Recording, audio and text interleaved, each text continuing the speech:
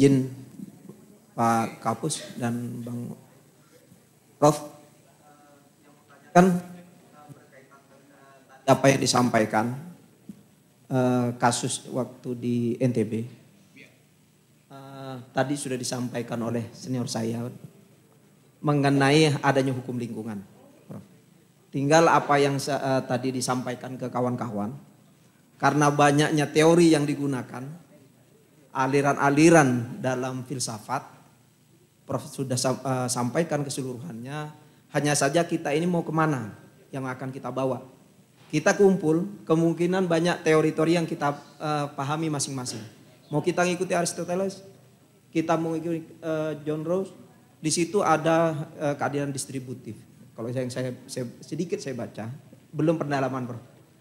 Hanya saja kita kaitannya, kalau melihat kasus di NTB, mau kita mengikuti kemana? Kalau kita mengikuti Karl Marx, lebih kepada, mohon maaf, takutnya ada yang berbeda pendapat, yang lebih mengutamakan kepada bourgeois. Di situ adalah pemodal-pemodal. Dalam hal ini apakah takut saya salah berbicara, karena ini memang dalam posisi kita belajar bersama. Di sana pemerintah menyampaikan kepada masyarakat tanam jagung untuk ekspor. Masyarakat menerima, tadi diibaratkan oleh Prof kalau tidak salah, ini pohon jatuh kena angin berbunyi atau tidak. Inilah yang masyarakat terima. Jatuhnya pohon ini adalah angan-angan pada masyarakat bahwa dengan peningkatan jagung akan diekspor. Masyarakat itu berlomba-lomba untuk menanam jagung. Teori di sini kalau saya lihat, pemerintah ini mengutamakan pada pemodal. Kenapa? Mencari masyarakat di sana tidak mengikuti dampak lingkungan. Kalau kita ngikutin diklat lingkungan lebih kepada pro natura, lebih mengutamakan kepada lingkungan. Di sanalah kesalahannya. Tinggal kita titik singgungnya, kita mengikuti kemana? Kita mengikuti kepada sosialis. Kalau memang kita pada sosialis, tidak perlu kita menanam jagung dengan maksimal, tapi kita lihat lingkungannya. Tapi kalau kita mengikuti pemerintah dengan bourgeoisme Karl Marx-nya, ya yuk kita tanam sekuat-kuatnya, dampak lingkungan kita tidak perlu lihat. Kaitannya kita sebagai hakim, mohon maaf, karena kita sebagai hakim dua patokan pun kita ikuti. Kita mengikuti legal positivism, kita mengedepankan hukum atau teori keadilan sosial. Kalau kita positif, otomatis keadilan akan selalu berbalik. Tidak secara hukum kita tegakkan, tetapi keadilan di masyarakat akan muncul. Jika kita mengikuti dia keadilan di masyarakat, positivisme pasti ada selalu bertolak belakang. Karena apa? Teori keadilan tidak akan selalu ketemu jika kita benturkan dengan aturan. Aturan kita dibuat, pasti ada yang dikorbankan. Kalau yang saya terima tadi, Prof, kita mau bawa kemana? Kalau kita sebagai hakim, jika mau memberikan yang terbaik kepada masyarakat, kita laksanakan secara undang-undang. Ikuti teori positif. Apa yang disampaikan Bapak tadi dari PA, keadilan dari hati nurani. Memang hati nurani positif, kita berada dalam mengikuti undang-undang, tetap kita tidak menyampingkan murni daripada undang-undang, tetapi juga mengikuti hati nurani untuk komben. Tapi kalau kita mengikuti dalam teori negara, pasti tidak ada hati nurani, agak mengecil kok. Pastinya positifnya yang kita utamakan. Oke, terima kasih. Beri tepuk tangan Pak Fauzi. Selalu ada dilema ya, apakah kemudian mengedepankan keadilan aturan ya, bunyi di dalam undang-undang, apakah kemudian mengedepankan aspek kemanfaatan untuk itu ya, sehingga kemudian keadilan yang dihasilkan itu pada akhirnya nanti kembali pada bagaimana kita membangun argumentasinya. Itu sebetulnya yang disampaikan oleh Pak Rocky. Jadi argumentasi legal reasoningnya itu yang dibangun pada pilihan apapun, tapi ya memang masuk akal untuk itu. Ya, pertanyaan disimpan dulu, kita tanya dulu teman-teman yang mau mengajukan pertanyaan lain. Ayo, silakan. Silakan. Ayo Pak Rijal. Oke. Silakan. Baik, terima kasih. Semangat pagi. Assalamualaikum warahmatullahi wabarakatuh. Terima kasih Pak Kapus, terima kasih Bung Rocky Gerung. Pertanyaan saya singkat saja. Bahwa tujuan hukum itu adalah menciptakan kepastian hukum, keadilan, dan kemanfaatan. Kalau kita meminjam istilah Gustav Redbruch, ada teori standar prioritas baku. Apabila terbentur antara kepastian hukum dengan keadilan, maka harus diutamakan keadilan. Apabila terbentur antara kepastian hukum dengan kemanfaatan, maka harus diutamakan kemanfaatan. Jadi keadilan dan kemanfaatan harus diprioritaskan. Dalam praktek, teori Gustav Redbruch ini kita terapkan di pengadilan negeri.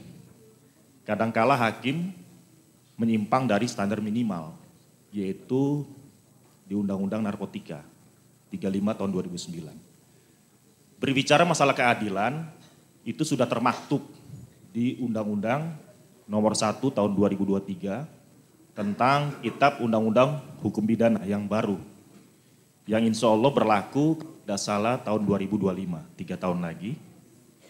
Nah jadi di situ hakim dalam menangani perkara pidana wajib mengutamakan keadilan. Berbicara masalah keadilan, itu produknya adalah putusan. Berbicara masalah putusan, kita tinjau dari perspektif filsafat hukum. Jadi mohon pendapat Pak Bung Rocky Gerung, bahwa itu kan bisa dikaji secara ontologis, secara epistemologis, secara aksiologis. Nah jadi mohon pendapat Bung Rocky Gerung secara komprehensif, nah terhadap putusan, ditinjau dari filsafat hukum kaitan dengan yang 3 tadi. Satu. Kemudian yang kedua, bahwa berbicara masalah restoratif justice, itu berbicara sebenarnya ada konsep pemaafan hakim atau rechterlich pardon. Ya, konsep pemaafan hakim yang sudah termaktub juga di pasal 54 ayat 2. Nah begitu. Jadi mohon pendapat Bung Rocky Gerung juga konsep pemaafan hakim secara filsafat ilmu hukum. Terima kasih. Wassalamualaikum warahmatullahi wabarakatuh. Waalaikumsalam warahmatullahi wabarakatuh. Ya, diingatkan oleh Pak Rizal bahwa kepastian, lalu kemudian kemanfaatan dan kemudian keadilan itu memang teorinya Gustav Redbruch ya, Bang. Dan kemudian bagaimana melihat aspek dari pemanfaatan hukum dari sudut pandang perspektif filsafat. Ya. Lalu kemudian dengan pernyataan yang disampaikan oleh Pak Fauzi tadi dari PN Depok. Silakan Bang. Tadi Pak Fauzi poinnya apa tadi ya? Poin yang disampaikan Pak Fauzi itu kaitannya bahwa ya hampir sama lah. Ya dia mengedepankan kemanfaatan itu. Oke, supaya saya cek dulu kedudukan konseptual dari istilah kemanfaatan. Datang dari istilah hukum apa itu? Kemanfaatan. Sekarang orang pakai kebermanfaatan, ada lagi itu. Utility. Jeremy Bentham, oke. Coba saya koreksi dulu ya. Yang dimaksud Jeremy Bentham waktu dia mengajukan dalil itu, greatest happiness for the greatest number. Manfaat terbesar harus tiba pada jumlah terbanyak. Oke?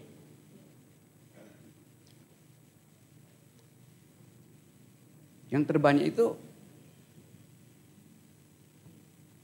yang kaya atau yang miskin?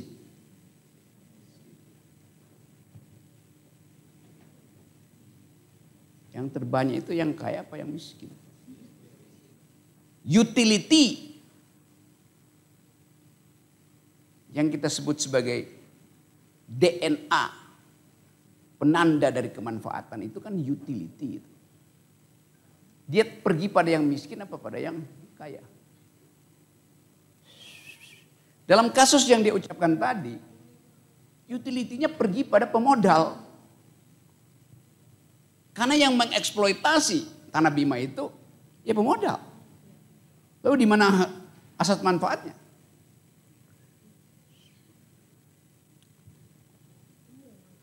Yes.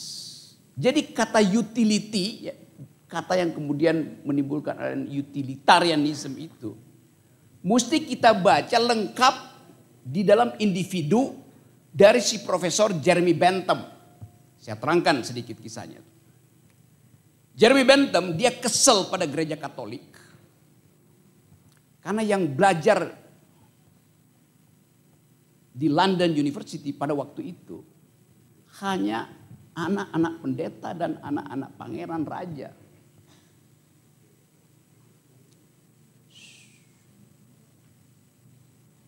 Dia tahu bahwa di sekeliling London University ada pemukiman miskin, gak punya akses masuk ke Universitas London itu. Karena dia kesel, dia bikin kampus tandingan. Namanya University College. Buat menampung anak-anak yang gak bisa sekolah di sekolah elit. Bagi dia pengetahuan itu harus tiba pada mereka yang paling tidak diuntungkan. Yang gak bisa masuk di situ. The greatest happiness for the greatest number. Yang sekarang yang dipakai pemerintah, utilitarianisme itu justru menguntungkan mereka yang sudah punya akses pada kapital. Kan itu kan jauh sekali perbedaan keadaan itu. Apalagi kalau saya terangkan lebih dramatis. Kalau Anda masuk di UC, University College, di pintu gerbangnya sebelah kiri ada jenazah seseorang yang sudah dikeringkan. Mumi. Itu mumi dari Jeremy Bentham. Jadi dia bilang bahkan tubuh saya diambil hatinya, diambil jantungnya, saya sumbangkan untuk the greatest happiness for the greatest number. Dia ambil konsekuensi itu. Tubuhnya pun utility-nya dia kasih pada orang lain. Sering orang katakan Jeremy Bentham itu elitis. Bukan. Karena orang gak tahu genealogi dari filosofi greatest number for the greatest happiness itu. Jadi semua mahasiswa itu begitu masuk kampus itu, Prof, salam keadilan, dia masuk. Kita nggak tahu di kampus UI, di kampus di Ponorogo, patung siapa yang mau ditaruh di situ? Di kampus Udayana, di kampus Lampung, patung siapa? Rektornya koruptor. Coba. Jadi membekas pada kita. Pikiran itu tumbuh dari tadi. Nuraninya Jeremy Bentham itu terlibat habis-habisan dengan dalil yang dia buat. Coba uji hakim-hakim kita. Di sini dia pro kapitalis, di sini dia pro rakyat. Maka dianggap imbang itu. Putusan yang satu tidak konsisten dengan putusan yang lain. Dari sudut pandang moral si hakim. Itu yang saya bilang tadi. Gangguan nuraninya itu, varieties-nya pak lebar itu. Apalagi kalau didalilkan, saya ambil prinsip Jeremy Bentham. Coba kita lihat putusan dia. Bisa di tingkat pertama beda dengan tingkat kedua tuh, hakimnya sama. Dia sodorkan problem itu pada hakim berikutnya. Kalau dia kuat di awal, hakim kedua itu akan ikuti hati nurani hakim pertama. Maka konsisten itu. Karena hanya itu ukurannya kan. Jadi sekali lagi, ini bukan untuk membedah kasus. Saya mau membongkar prinsip-prinsip dasar di dalam teori keadilan. Yang sering diajarkan seadanya tuh. Tadi itu kemanfaatan. Apa yang dimaksud kemanfaatan? Kegunaan orang banyak karena voting. Kan bukan itu prinsip kemanfaatan. Di ujungnya kita lihat. Kalau jagung diizinkan, hutan rusak. Memang bermanfaat untuk isi karbohidrat. Tapi dunia bicara grammar baru. Satu pohon tumbang di Bima. Itu bisa mengacaukan iklim separuh Indonesia. Karena prinsip butterfly effect. Kepak sayap kupu-kupu di hutan Amazon bisa menimbulkan badai di California. Reasoning itu juga mesti dipakai oleh hakim tuh. Supaya kita bisa mengingat putusan saya akan mempengaruhi satu generasi ke depan itu. Kan itu dasarnya kan. Bukan satu sekedar pragmatisme itu. Nah itu pentingnya kita perlebar pengetahuan kita tentang legal reasoning. Legal reasoning itu bukan sekedar norma ini tergantung pada norma di atasnya karena dia konsisten maka kita putuskan. Legal reasoningnya ada di situ. Kan bukan itu yang kita sebut legal reasoning. Pengaruh kita, pengetahuan kita tentang environmental ethics akan mempengaruhi putusan kita. Kalau Anda tidak belajar tentang environmental ethics, Anda bilang kemanfaatan tanpa dalil yang baru 2 menit diputuskan di Eropa misalnya. Eropa baru hina kita karena dianggap bahwa ya Indonesia dalilkan. Kalau Anda hakim misalnya berkelahi di Amerika di pengadilan Eropa, Anda bilang kami buktikan ekstraktif industri kita menghasilkan produk yang bersih di hilir. Memang di hilir. Hakim Eropa tanya, buktikan bahwa cakupan hijau Indonesia itu tidak berkurang. Oh Pak Hakim, Hakim Eropa tanya, Anda sebagai pengajar bilang, sini saya perlihatkan. Tahun lalu ada 30% tanah yang tandus. Sekarang tinggal 10%, bertambah 20% tutupan hijau. Hakim Eropa tanya, kapan Anda lakukan foresтрasi? Ini buktinya hijau. Hakim bilang, Anda bisa lihat nggak? Hijau itu hijau sawit, hijau itu hijau lapangan golf. Anda dipermalukan nanti di situ. Karena hijau bagi ilmu lingkungan diversity. Hijaunya hutan bukan hijaunya sawit, bukan hijaunya lapangan golf. Dapat nggak poin itu? Itu intinya. Anak muda Eropa bilang, Indonesia bilang hijau, iya, tapi kita pergi ke situ. Itu monokultur. Monokultur. Hijau itu bukan monokultur. Begitu cara melihat problemnya. Apalagi misalnya. Produknya di Eropa diterima. Tapi anak-anak muda itu tahu bahwa nikel kita itu di hulunya bersih, di hilirnya bersih, di hulunya kotor. Kotornya di mana? Karena pemilik tambang nikel itu cuma 4 orang, artinya tidak diperoleh melalui sistem yang demokratis. Hilirnya tidak demokratis, walaupun hulunya dianggap hebat. Hulunya tidak demokratis. Pak Jokowi bilang udah ada hilirisasi. Oh iya hilirisasi. Tetapi di hulunya diperoleh secara oligarkis. Pengadilan Eropa tahu itu. Nggak bisa dibohongi mereka. Jadi dalil Anda apa? Diketahui di sana. Karena do not speak environmental law.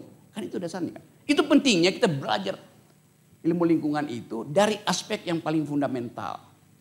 Yaitu kita pindahkan argumentasi natural right pergi pada the right of nature. Itu nggak ada mata kuliah, saya periksa semua.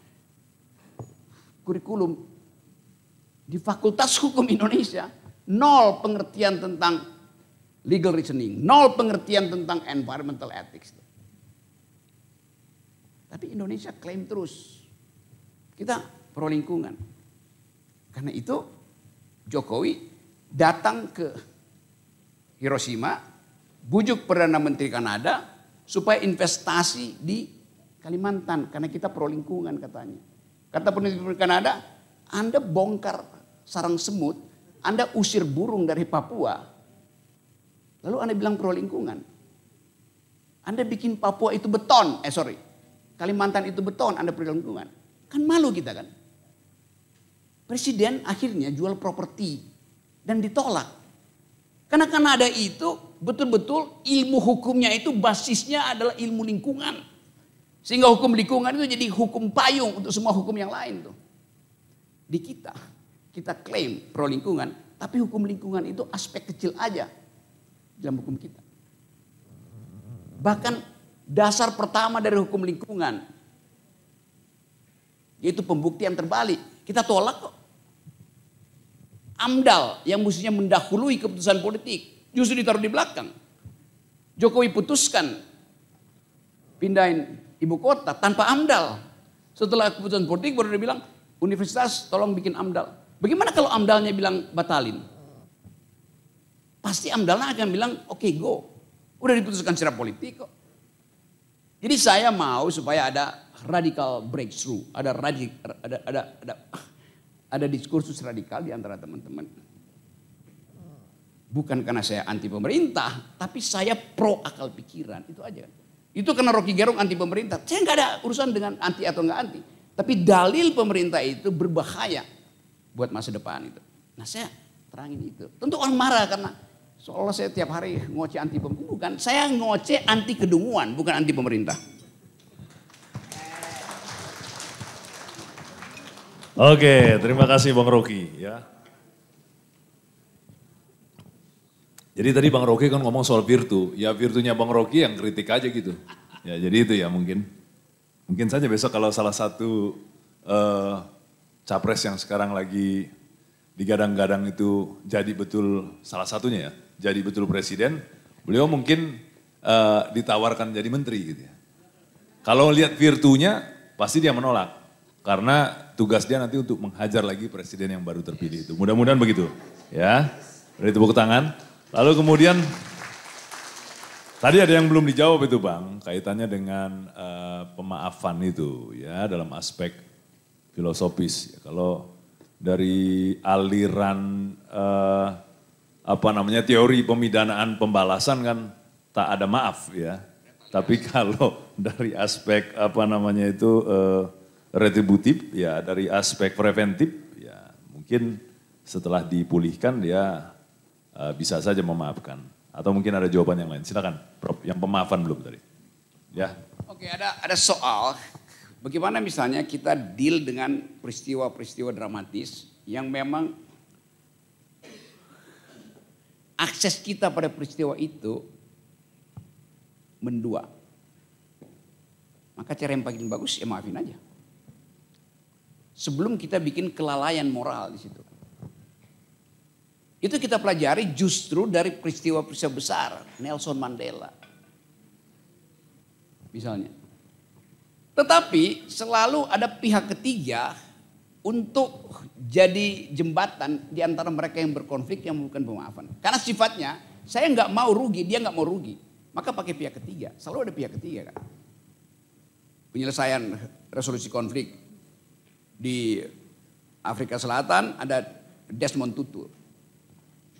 Penyelesaian di Filipina ada Kardinal Sin. Penyelesaian di Aceh ada Yusuf Kala. Penyelesaian di Nicaragua ada Bill Clinton. Bill Clinton apa Jimmy Carter Foundation-nya. Jadi supaya nggak malu perlu pihak ketiga, selalu begitu. Sebetulnya pemaafan itu sifatnya kategoris, selesai saya kasih maaf selesai. Itu yang diterangkan misalnya di dalam filosofi hukum oleh Jacques Derrida. Filsuf Perancis itu. Maaf itu begini cara berpikirnya. Beban dia saya ambil, bukan saya maafin dia tapi beban dia saya ambil. Itu fundamental itu. Dan agama mengajarkan itu, bebanmu saya ambil ya. Etika Kristen begitu, bebanmu saya ambil. Tetapi kita ada problem dengan kultur kita. Kalau bebannya saya ambil, potensi dia ulangi lagi. Jadi tetap tinggalkan beban itu ke dia. Itu yang kemudian diambil prinsip sebagai forgive but not forget. Sekarang kita uji, berguna nggak prinsip itu? Forgive but not forget. Supaya tidak diulangi. Tetapi mengatakan supaya tidak diulangi, artinya saya tidak percaya bahwa dia tidak akan mengulangi. Ya forgive aja at all cost itu. Kenapa mesti forgive but not forget? Nah ini yang kita sebut sebagai perjalanan sebuah bangsa, wataknya apa? Masih suka pelihara dendam apa tidak itu? Soal 65, soal Soeharto, ntar lagi soal Jokowi. Akan berlanjut, algoritmanya begitu. Siapa di antara kita hakim yang boleh mendalilkan forgiveness artinya selesai. Gak perlu pakai predikat but not forget. Memang ada peristiwa nasi yang menyebabkan kita merasa oke, itu adalah gross human right violation. Karena itu kita tidak mungkin maafkan, apalagi kita lupakan. Kita cuma catat itu sebagai peristiwa. Tapi justru catatan itu yang menyebabkan anak-anak muda Jerman begitu terjadi krisis ekonomi, dia balik lagi jadi fasis. Dan itu menyebar ke Eropa kan. Kan politik kanan sekarang naik terus di Eropa. Karena krisis ekonomi. Biaya hidup di Eropa naik 30%, biaya energi itu. Maka orang pergi lagi pada soal rasisme. Ini gara-gara Eropa harus tanggung social cost dari negara-negara miskin bekas Eropa Timur. Atau di Asia Selatan yang migrasi ke Jerman dan Perancis. Dan membebani rakyat Perancis. Maka timbul lagi ide tentang supremasi kulit putih. Kan jadinya. Jadi itu moral call-nya ada di kita. Sekarang kalau kita bilang, bisa nggak Indonesia at all cost mengatakan bahwa kami bangsa yang betul-betul pemaaf?